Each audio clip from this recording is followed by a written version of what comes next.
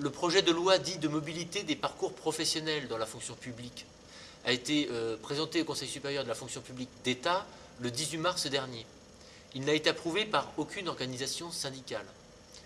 Le projet de loi a cependant été voté par le Sénat le 29 avril 2008. Il doit maintenant être présenté à l'Assemblée nationale en janvier ou en février 2009. Les agents et les organisations syndicales sont dans l'expectative. C'est donc l'occasion d'agir pour informer la totalité des personnes concernées par ce projet de loi. Dès le début du mois de mars, les organisations syndicales ont tenu à alerter l'opinion sur la nocivité du projet de loi dit de mobilité.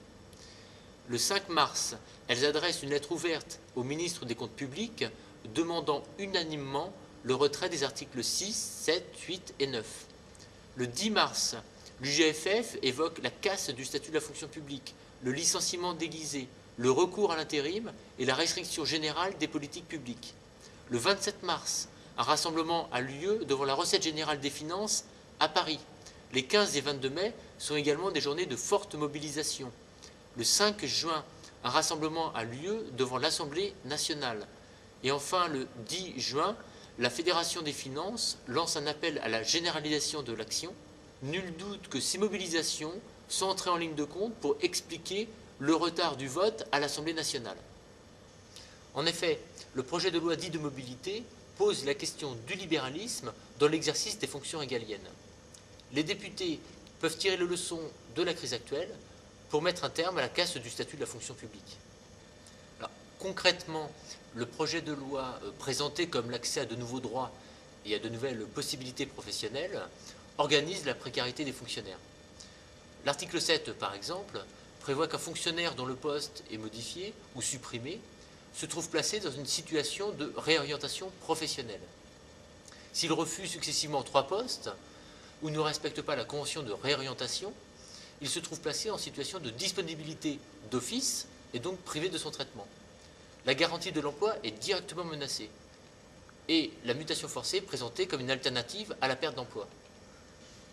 L'article 8 propose de multiplier les possibilités de temps partiel et de les rendre cumulables. Là aussi, la précarisation des emplois s'accompagnera de règles de gestion complexes, peu favorables à une administration moderne. L'article 9 permettrait le recrutement d'agents non titulaires pour assurer le remplacement de fonctionnaires absents. Cela pose autant de problèmes de formation et de déontologie que de qualité de service public et de neutralité de l'administration. Les usagers, comme les fonctionnaires, en seront les victimes. L'article 10 généralise quant à lui le recours à l'intérim, présenté comme une solution souple et rapide, bien que plus onéreuse.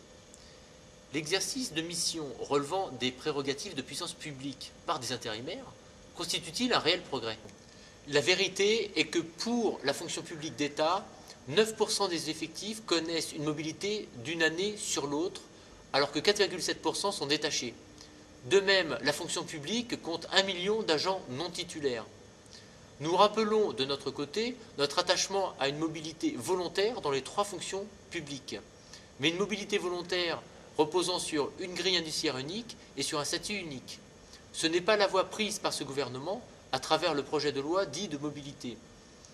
L'objectif n'est pas seulement de réduire la fonction publique par le non-remplacement statistique d'un fonctionnaire sur 2 partant à la retraite, mais il s'agit également de réduire de façon drastique les missions publiques.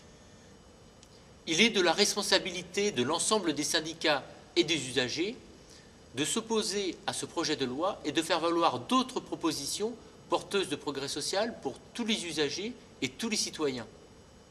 Notre objectif est donc de sensibiliser les fonctionnaires comme les usagers à la nocivité de ce projet de loi et de transformer les premiers reculs en retrait définitif. Rappelons à ce titre l'appel intersyndical à la mobilisation massive, début 2009, pour la défense de l'emploi et du pouvoir d'achat, des protections sociales et des garanties collectives.